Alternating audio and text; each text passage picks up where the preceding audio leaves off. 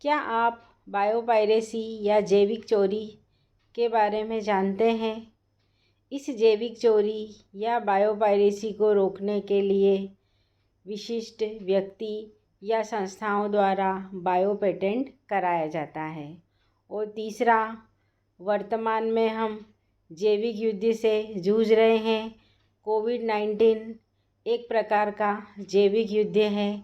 आइए इस वीडियो के माध्यम से हम बायोपायरेसी, बायो पेटेंट और जैविक युद्ध के बारे में जानकारी प्राप्त करते हैं।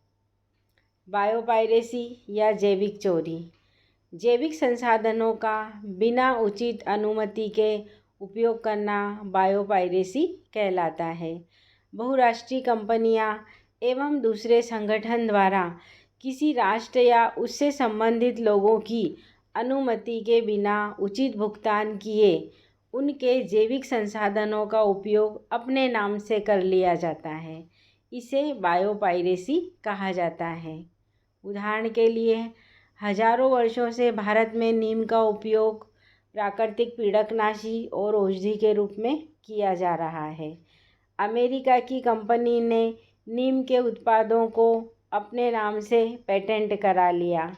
यानी कि जो नीम हमारे भारतवर्ष में प्राचीन काल से उपयोग होता आ रहा है विभिन्न औषधियों के रूप में, पीड़कनाशियों के रूप में, फिर भी अमेरिका ने हमारे देश की इजाज़त के बिना उस सभी फार्मूला का, उन सभी औषधियों को अपने नाम से पेटेंट करा लिया। अमेरिका द्वारा भारत के इस संसाधन की चोरी बायोपायरेसी के अंतर्गत आती है। इसी तरह एक विदेशी कंपनी द्वारा भारतीय संसाधन चावल और हल्दी का अपने नाम से पेटेंट कराकर विभिन्न उत्पाद मार्केट में उतार दिए, जबकि ये उत्पाद महज भारतीय उत्पाद हैं।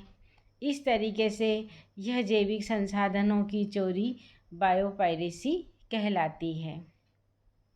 इस बायोपायरेसी को रोकने के लिए बायो पेटेंट का सहारा लिया जाता है। देखिए, बायो पेटेंट या हिंदी में कहते हैं जैव एकस्व।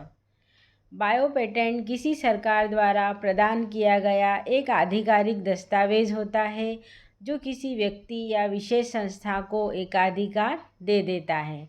मतलब जैसे मैं कोई खोज कर रही हूँ या हम कोई विशेष चीज़ बनाने जा रहे हैं तो हम उसके बारे में गवर्नमेंट को पहले से खबर कर देंगे कि हम ये फार्मूला, ये चीज़ और इसका ये नाम रहेगा और हम बना रहे हैं।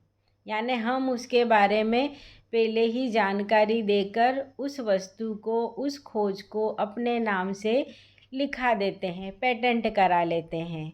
पेटेंट कराने के बाद यदि कोई दूसरा व्यक्ति मार्केट में उससे पहले उस चीज़ को लेकर आया तो भी वो हमारे नाम से ही जाएगी।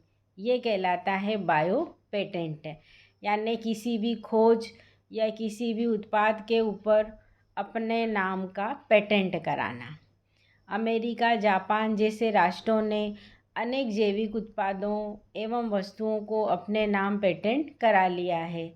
अर्थात किसी तकनीकी या उत्पाद का अपने नाम से रजिस्ट्रेशन कराना बायो पेटेंट कहलाता है। बायो पेटेंट के कारण संबंधित फर्म और व्यक्ति को जीवन भर रॉयल्टी मिलती है, आर्थिक लाभ होता है। और भारत में बायो पेटेंट एक्ट 1917 में लागू किया गया था। इस तरीके से जैविक संसाधनों की चोरी को रोकने के लिए बायो पेटेंट कराया गया ताकि संबंधित व्यक्ति को उसका सीधा फ़ायदा पहुँचे और वो उसी के नाम से आजीवन रहे। अब आज का तीसरा मुख्य टॉपिक है हमारा जैविक युद्ध, बायोलॉजिकल वार। अब ये क्या होता है? जैविक युद्ध हथियारों से नहीं लड़ा जाता है। ये सूक्ष्म जीवों द्वारा एक देश दूसरे देश के ऊपर आक्रमण करता है और उस देश में न ठीक होने वाली बीमारियां पैदा कर देता है। वर्तमान में हम देख ही रहे हैं कि चाइना के द्वारा हमारे देश में या पूरे विश्व में वायरस का फैलाव किया गया है और एक जानलेवा बीमारी के कारण कितने ही लाखों लोग मौत के मुंह में समा गए और आज भी उसकी वैक्सीन प्रॉपर इस बीमारी के लिए कारगर नहीं है। इस तरीके से बिना हथियारों के लड़ा जाने वाला युद्ध जैविक युद्ध कहलाता है और ज़्यादातर विकसित देश विकासशील देशों को पीछे रखने के लिए जैविक हथियार के द्वारा जैविक युद्ध लड़ते हैं और उस देश को आगे नहीं बढ़ने देते हैं और उसकी इकोनॉमी प्रभावित कर देते हैं और वो अपनी समस्याओं में ही उलझा रह जाता है। देखिए, जैविक युद्ध में जैव हथियारों का उपयोग किया जाता है। जैव हथियार एक ऐसी युक्ति है जिसके द्वारा रोगात्मक जैविक कारकों और जैव विष को किसी भी स्थान पर भेज दिया जाता है।